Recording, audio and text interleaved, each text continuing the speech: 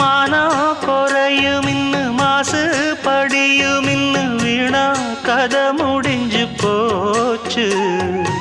ஈசான மூலையில லேசான பள்ளி சத்தம் மாமன் பேர சொல்லி பேசுது. ஆறாத சோகந்தன்ன தீராம சேர்த்து வச்சு ஊரும் சேர்ந்து என்ன ஏசுது. மாமா மாமா உன்னத்தானே எண்ணி நானும் நாளும் தவித்தேனே. கூண்டுக்குள்ள என்ன வச்சு கூடி நின்ன ஊற விட்டு கூண்டுக்குள்ள போனதென்ன கோலக்கிளியே.